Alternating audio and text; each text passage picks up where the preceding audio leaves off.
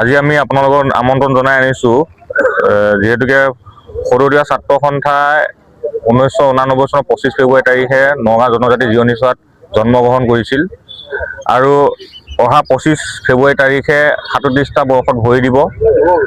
আমি এদিনীয়া বৰ্ণাঢ্য কাৰ্যসূচীৰে 37তম যি কেন্দ্ৰীয় প্ৰতিষ্ঠা দিৱস সৰুদিয়া ছাত্ৰ সন্থা আমি মৰিগাঁও সদৰ বিহুতলীত অনুষ্ঠিত কৰিবৰ কাৰণে আগবাঢ়িছোঁ। আৰু আজি আপোনালোকক এই কাৰণে আমন্ত্ৰণ জনাই আনিছোঁ যিহেতুকে আমি সৰুদিয়া ছাত্ৰ সন্থা যি প্ৰতিষ্ঠা দিৱস এই প্ৰতিষ্ঠা দিৱসটি প্ৰচাৰৰ কাৰণে আপোনালোকক আমি আজি আমন্ত্ৰণ জনাই আনিছোঁ। আমি কাৰ্যসূচীখন আপোনালোকৰ আগত অৱগত কৰিব বিচাৰিছোঁ যে ৰাতিপুৱা আমি 9:30 বজাত যিহেতুকে আমাৰ কেন্দ্ৰীয় যি মুখ্য কাৰ্যালয় আছে সৰুদিয়া ছাত্ৰ সন্থাৰ কেন্দ্ৰীয় কাৰ্যালয়ত আমাৰ পতাকা উত্তোলন হ'ব। গণেশ চন্দ্ৰ সেনাপতি ভৱনত আমি কেন্দ্ৰীয় মুখ্য কাৰ্যালয়ত পতাকা উত্তোলন কৰা হ'ব আৰু তাতে স্মৃতি তৰ্পণ হ'ব। আৰু আমি 10 বজাত এই বৰ্ণাঢ্য সাংস্কৃতিক শোভাযাত্ৰা আমি যোগেৰে আমি ইয়াত আহি সমবেত হ'ম সদৰ বিহুতলীত আৰু সদৰ বিহুতলীতে মুকলি সভাখনি আৰম্ভ হ'ব। আৰু সাংস্কৃতিক শোভাযাত্ৰাত ই উদ্বোধন কৰিব জলসম্পদ আৰু জনসংযোগ মন্ত্ৰী অসম চৰকাৰৰ পীযুষ হাজৰিকা ডাঙৰীয়াই। তাৰ পাছতে আমি 10:30 বজাত তিৱা ৰজা বীৰ জোঙাল বলহু, তিৱা ফা ইন্দ্ৰ সিং দেউৰী আৰু জুবিন গাৰ্গৰ প্ৰতিচ্ছবিত মাল্যাৰ্পণ আৰু বন্তি প্ৰজ্বলন কাৰ্যসূচী ৰাখিছোঁ। তাতে আমাৰ বন্তি প্ৰজ্বলন আৰু মাল্যাৰ্পণ কৰিব জিলা আয়ুক্ত মৰিগাঁও অনামিকা তেওৱাৰী ডাঙৰীয়ানী, জ্যেষ্ঠ আৰক্ষী অধীক্ষক মৰিগাঁও প্ৰকাশ সোণোৱাল আৰু অসম সৌৰভ বঁটা প্ৰাপক নাদিয়াম দেউৰীয়ে এই জোঙাল বলহু আৰু তিৱা ফা ইন্দ্ৰ সিং দেউৰী আৰু জুবিন গাৰ্গৰ প্ৰতিচ্ছবিত মাল্যাৰ্পণ আৰু বন্তি প্ৰজ্বলন কৰিব। তাৰ পাছতে আমি মুকলি সভা আৰম্ভ কৰিম আৰু মুকলি সভাত আমাৰ উদ্বোধক হিচাপে থাকিব প্ৰাক্তন সভাপতি তিৱা ছাত্ৰ সন্থা আৰু কাৰ্যবাহী সদস্য তিৱা স্বায়ত্ত পৰিষদৰ প্ৰণৱজ্যোতি মচং ডাঙৰীয়া। মুখ্য অতিথি হিচাপে উপস্থিত থাকিব ডাক্তৰ অনুজ পেগু, শিক্ষা আৰু ভৈয়াম জনজাতি পৰিক্ৰমা বিভাগৰ মন্ত্ৰী অসম চৰকাৰৰ। আৰু আমি আদৰণি ভাষণ ৰাখিবৰ কাৰণে আমি ৰাখিছোঁ তেওঁ হৈছে আমাৰ অভ্যন্থনা সমিতিৰ যিজন সভাপতি বাবুল বৰাদেৱ, তেখেতে আদৰণি ভাষণ ৰাখিব। আৰু আমি বিশেষভাৱে সম্বৰ্ধনা এটা ৰাখিছোঁ, এইটো হৈছে এই 2025 বৰ্ষত কৃষ্ণকান্ত সন্দিকৈ বঁটা হিচাপে আমাৰ মনেশ্বৰ দেউৰী ছাৰক তেওঁক অসম চৰকাৰে কৃষ্ণকান্ত সন্দিকৈ বঁটা দিছিলে। আমি সেই বিশিষ্ট সাহিত্যিক আৰু গৱেষকগৰাকী আমি সেই সম্বৰ্ধনা এটা অনুষ্ঠান ৰাখিছোঁ। তাৰ লগে লগে 2025 আৰু 26 বৰ্ষৰ যি সাংস্কৃতিক শিল্পী পেঞ্চনাৰ যি বঁটা, এই বঁটা পাবলৈ কাৰণে সক্ষম হৈছিল আমাৰ শুভেন বৰদলৈ ডাঙৰীয়া। তেখেতকো আমি এই চেগতে প্ৰতিষ্ঠা দিৱসতে মুকলি সভাতে আমি সম্বৰ্ধনা জনাম। তাতে আমাৰ যিখন তিৱা ছাত্ৰ সন্থাৰ যিখন মুখপত্ৰ, এই মুখপত্ৰ থালা উন্মোচন কৰা হ'ব। থালাখন উন্মোচন কৰিব ভীমবৰ দেউৰী বঁটা প্ৰাপক সাহিত্যিক গৱেষক আমাৰ শ্ৰীযুত নীলেশ্বৰ পাটৰ ডাঙৰীয়াই। নিৰ্দিষ্ট বক্তা হিচাপে উপস্থিত থাকিব তিৱা স্বায়ত্ত পৰিষদৰ মুখ্য কাৰ্যবাহী সদস্য জীৱন চন্দ্ৰ কোঁৱৰ ডাঙৰীয়া।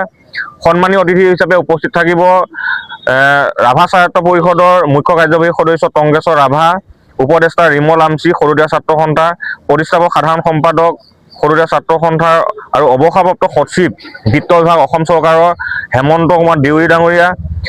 আমি ছাত্ৰ সংগঠনসমূহক নিমন্ত্ৰণ জনাইছোঁ। ইয়াতে থাকিব নিখিল বড়ো ছাত্ৰ সন্থাৰ মাননীয় সভাপতি দীপেন বড়ো, TMBK সভাপতি মাননীয় তিলক দলে ডাঙৰীয়া, নিখিল ৰাভা ছাত্ৰ সন্থাৰ মাননীয় সাধাৰণ সম্পাদক ডক্টৰ সুভাষ ৰাভা, সদৌ অসম হাজং ছাত্ৰ সন্থাৰ মাননীয় সভাপতি সঞ্জীৱ হাজং, সদৌ অসম দেউৰী ছাত্ৰ সন্থাৰ সভাপতি প্ৰশান্ত দেউৰী, নাথযোগী ছাত্ৰ সন্থাৰ মাননীয় সভাপতি অৰবিন্দ নাথ, আমাৰ প্ৰতিষ্ঠাপক মুখ্য কাৰ্যবাহী সদস্য TAC তিৱা অট'নমাছ কাউন্সিলৰ ডক্টৰ নাৰায়ণ কুমাৰ আদুকাকতি।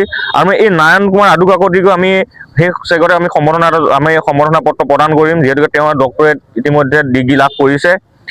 আমি তাতে ৰাখিছোঁ অধ্যক্ষ তিৱা স্বায়ত্ত পৰিষদৰ অধ্যক্ষ মদন বৰদলৈ, সদৌ অসম গৰিয়ামৰীয়া জাতীয় পৰিষদৰ সভাপতি মহম্মদ আৰিফ উদ্দিন আহমেদ, কাৰ্বি ছাত্ৰ সন্থাৰ বীৰেন বাংঠাই আৰু প্ৰাক্তন মুখ্য কাৰ্যবাহী সদস্য তিৱা অট'নমাছ কাউন্সিলৰ পৱন মান্তা।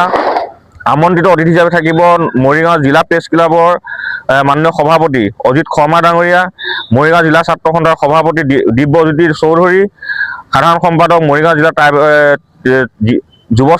অসম জাতীয় যুৱ ছাত্ৰ পৰিষদৰ মাধুৰ্য ময়ূৰ বৰা, কোচ ৰাজবংশী ছাত্ৰ সন্থা মৰিগাঁও জিলা সমিতিৰ সভাপতি ধন্তী ডেকা, উপদেষ্টা সৰুদীয়া ছাত্ৰ সন্থা ক্ৰমে প্ৰহ্লাদ কুমাৰ মচৰং, দীপক আমচং, তিৱা সাংস্কৃতিক সমাজৰ ৰাজেন গাঁওখোৱা সম্পাদক আৰু মৰিগাঁও জিলা কোচ ৰাজবংশী ছাত্ৰ সন্থাৰ উপদেষ্টা অজিত ডেকা, সৰু তিৱা মহিলা সন্থাৰ সভানেত্ৰী জোনালী মিথি আৰু তিৱা যুৱ ছাত্ৰ পৰিষদৰ সভাপতি কৃষ্ণ কোঁৱৰ ডাঙৰীয়া উপস্থিত থাকিব। আমি এদিনীয়া কাৰ্যসূচীৰে সৰুদীয়া ছাত্ৰ সন্থাৰ যি 37 সংখ্যক কেন্দ্ৰীয় প্ৰতিষ্ঠা দিৱসী আমি এদিনীয়া কাৰ্যসূচী অনুষ্ঠিত কৰিবলৈ কাৰণে আগবাঢ়িছোঁ। আমি একত্ৰীকৰণত বহুবাৰ একত্ৰীকৰণ হৈছোঁ, আপোনালোকে অৱগত। আমাৰ যি ৰমাকান্ত দেউৰী ডাঙৰীয়াৰ MLA আছিল, জীৱন চন্দ্ৰ কোঁৱৰ ডাঙৰীয়া তিৱা ছাত্ৰ পৰিষদৰ মুখ্য কাৰ্যবাহী সদস্য আছিল, তেখেতসকলে একত্ৰিত হৈ পেলাই আমাৰ মুখ্য কাৰ্যালয়তে আমাৰ দুয়োটা গোটকে একত্ৰিত কৰি পেলাই আমি একত্ৰিতভাৱে যোৱা প্ৰতিষ্ঠা দিৱস অনুষ্ঠিত কৰিছিলোঁ কাৰ্যালয়ত।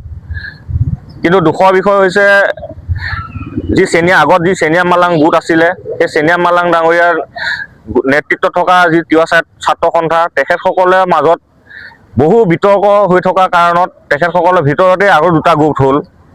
ইতিমধ্যে এটা গোটে যোৱা 31 জানুৱাৰী আৰু 1 ফেব্ৰুৱাৰী তাৰিখে কঠীয়াতলিত কামৰূপত অধিৱেশন অনুষ্ঠিত কৰিছিলে। কিন্তু আমি অধিৱেশনৰ আগতে তেখেতসকলক কৈছিলোঁ আৰু ইতিমধ্যে আমাৰ যিসকল জ্যেষ্ঠ তেখেতসকলে যোৱা 19 ডিচেম্বৰ তাৰিখে তেখেতসকলে এখন সভা আহ্বান কৰিছিল আৰু সেই সভাখনত এটা সমিতি গঠন কৰা হৈছিলে। সেই সমিতিখনে জিলা সমিতিসমূহক লৈ পেলাই এটা সমিতি গঠন হৈছিল আৰু সেই সমিতিখনে দুয়োটা গোটকে একত্ৰিত কৰিবলৈ প্ৰচেষ্টা হাতত লৈছিল। কিন্তু কি কাৰণত নাজানো, আমিতো সদায় আমি কৈ আছোঁ যে আমি একেলগে তিৱা জাতিটো যিহেতুকে একত্ৰিত হৈ পেলাই কাম কৰিব লাগে। বিভাজন হৈ থাকিলে আমাক বহুত অসুবিধা হয়, জনসাধাৰণৰ মাজতো অসুবিধা হয়। গতিকে আমি একত্ৰীকৰণ হ'বৰ কাৰণে আগবাঢ়ি আছোঁ। কিন্তু তেখেতসকলক আমি আহ্বান জনোৱাৰ পাছতো কি কাৰণত তেখেতসকলে একত্ৰিত নহয়, তেখেতসকলৰ ভিতৰতে আকৌ 24 ডিচেম্বৰ তাৰিখে চেনিয়া মালাং ডাঙৰীয়াক অপসাৰণ কৰিলে বা অনাস্থা আনি পেলাই 31 ডিচেম্বৰ তাৰিখে তেখেতসকলে অনুষ্ঠিত কৰিলে। আৰু আমি তাৰ আগতেও আমি কৈছিলোঁ যে জিলা সমিতিসমূহৰ লগতো আমি আলোচনা কৰিছোঁ, ধেমাজি, কাৰ্বি আংলং, নগাঁও, মৰিগাঁও গোটেই জিলা সমিতিসমূহৰ লগত আলোচনা কৰি পেলাই আমি একত্ৰিত হ'বৰ কাৰণে অধিৱেশনৰ আগতে যদি পাৰে আমাৰ লগত একেলগে চামিল হৈ পেলাই কাম কাজ কৰিবৰ কাৰণে আমি প্ৰস্তাৱ আগবঢ়াইছিলোঁ। চেনিয়া মালাং ডাঙৰীয়াকো আমি আগবঢ়াইছিলোঁ। তেখেতেও ডিচেম্বৰ মাহৰ ভিতৰত কৰিম বুলি ক'লে, কিন্তু তেখেতে নকৰিলে। গতিকে এতিয়া আমি আহ্বান জনোৱাৰ পাছতো তেখেতসকলে এটাই কথা কয় যে তিৱা ছাত্ৰ সন্থা যদি একত্ৰীকৰণ হ'ব লাগে নিৰ্বাচনৰ পাছত একত্ৰীকৰণ হ'ব। কিন্তু কি আছে নিৰ্বাচনত? বিধানসভা নিৰ্বাচনত কি এনেকুৱা এটা আছে যে তিৱা ছাত্ৰ সন্থা একত্ৰীকৰণ হ'বলৈ কাৰণে বিধানসভা নিৰ্বাচনৰ পাছতহে পাৰ যাব? কাৰ নেতৃত্বত দলে চলি আছে এইটো আমি সকলোৱে স্বতঃস্ফূৰ্তভাৱে গম পাইছোঁ। গতিকে আমি আজি আহ্বান জনাইছোঁ, যি তেখেতসকলে য'ত যেনেকৈ মানে প্ৰতিষ্ঠা দিৱস বা অধিৱেশন পাতিবলৈ গৈ আছে, আমি আজি আপোনালোকৰ জৰিয়তে আহ্বান জনাইছোঁ তেখেতসকল আহক, আহি পেলাই আমাৰ প্ৰতিষ্ঠা দিৱসতে একেলগে একেলগে আমি প্ৰতিষ্ঠা দিৱসটো অনুষ্ঠিত কৰিবৰ কাৰণে মই আহ্বান জনাইছোঁ। দুৱাৰ খোলা আছে দেই, কঠীয়াতলিত যিখন অধিৱেশন হৈছিল আপোনালোকৰ তাতো সভাপতি সম্পাদক দুজনমান, এতিয়া আঞ্চলিক সমিতি কিমানখন আছে? নাই, কঠীয়াতলিত যিখন অধিৱেশন পাতিলে বিমান মাছেং আজি সময়ত সভাপতি আৰু এইটো হ'ল সম্পাদক হিচাপে প্ৰমোদ চাগাক তেখেতসকলে কৰিলে। কিন্তু তাত কোনো এখন জিলা সমিতি এটা অংশগ্ৰহণ কৰা নাই। মাত্ৰ 20 পৰা 25 জন প্ৰতিনিধি লৈ পেলাই তেখেতসকলে অধিৱেশন অনুষ্ঠিত কৰিছে। আচ্ছা, এতিয়া ৰ'ব দেই, ইতিমধ্যে বাতৰি কাকতত সেই সম্পৰ্কে তেওঁলোকৰ ওলাইছে। চেনিয়ামে কি কৰি আছে এতিয়া? চেনিয়ামে ইটো নে সিটো? চেনিয়া মালাঙকতো তেখেতসকলেতো আপোনালোকৰ লগত তেখেতসকলৰ হেৰিটো চলি থকাটো আমি যিহেতু সংবাদ মাধ্যম মানুহ আমি গোটেইটো পাল্চটো গম পাওঁ। কিন্তু এতিয়া কথাটো হৈছে কি তিৱা ছাত্ৰ সন্থাৰ তৃতীয়টো খণ্ড হ'ল না, তৃতীয়টো খণ্ড বুলিলে কঠীয়াতলি কনভেনশ্যন, এতিয়া চেনিয়া মালাং সিটোৰ লগত নাই বুলি শুনিছোঁ। আৰু পৰস্পৰ বিৰোধী কিছুমান পোষ্টত মানে ইজনে সিজক চৰিত্ৰ হনন কৰাৰ লেখীয়া কিছুমান কাণ্ড হৈ আছে। এতেকে কথাটো হৈছে কি এটা মধ্য অসম বা ধেমাজিটো এতিয়া ইয়াৰ তিৱা ছাত্ৰ সন্থাৰ আপোনাৰ প্ৰতিষ্ঠা হৈছে। এতিয়া আমিও খিলঞ্জীয়া মানে অসমৰ মধ্য অসমৰে হওক বা অসমৰ এটা ইমান জনগোষ্ঠীয় ছাত্ৰ সংগঠনটোৰ নামত যদি 3টা গোট হৈছে প্ৰকৃতাৰ্থত, সেই কথাটো আমাৰ কাৰণে দুৰ্ভাগ্যজনক আৰু সেইটো আমি লিখিম। আৰু যদি সঁচাকৈ 25 তাৰিখে ইয়াত এমালগামেশ্যন হয় চেনিৰাম মালাং আৰু third party of the Cheniram Malang, এতিয়া তেখেতসকলৰ মাজতো কিন্তু দুভাগ মই জনাত। নগাঁও তিৱা ছাত্ৰ সন্থাৰ মাজতো 2টা ফেকশ্যন আছে আপোনাৰ।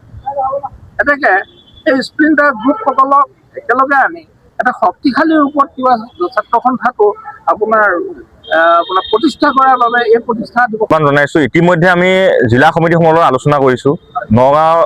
যদিও নগাঁৱত দুটা গ্ৰুপ আছে, হয় এটা গ্ৰুপে আমাৰ লগত কাম কৰি আছে আৰু এটা গ্ৰুপে চেনিয়াম মালাঙৰ লগত যিটো গ্ৰুপে কাম কৰি আছিলে সেইটোৱে ইতিমধ্যে তেখেতসকলে যেতিয়া তাক অনাস্থা চেনিয়াম মালাঙক আনিলে, সেই গ্ৰুপটোৱে দীপক মানে আমাৰ হেৰি পাটৰ আৰু আমাৰ হেৰি দীপাংকৰ পাটৰ তেওঁলোকে ইতিমধ্যে এখন লিখিত অভিযোগ আমাকো দিছে, তেওঁলোককো দিছে। তেওঁলোকে স্বতন্ত্ৰভাৱে তেখেতসকলে কৰিম বুলি পেলাই এটা প্ৰস্তাৱ ল'লে আৰু তেখেতসকলৰ নেতৃত্বতে যোৱা 19 ডিচেম্বৰ তাৰিখে এখন সমিতি গঠন কৰিছে আৰু সেই সমিতিত আমাৰ মানুহ আছে যে একেলগে আমি সকলোৱে সমিল মিলে এটা আলোচনা হ'ব লাগে আৰু এক হ'ব লাগে। আৰু আমি এই সংবাদ মাধ্যমৰ জৰিয়তে সমগ্ৰ অসমত বসবাস কৰা সকলো জাতি জনগোষ্ঠী এই সৰুদীয়া ছাত্ৰ সন্থাৰ কেন্দ্ৰীয় প্ৰতিষ্ঠা দিৱসত স্বতঃস্ফূৰ্তভাৱে অংশগ্ৰহণ কৰিবৰ কাৰণে আমি আহ্বান জনাইছোঁ।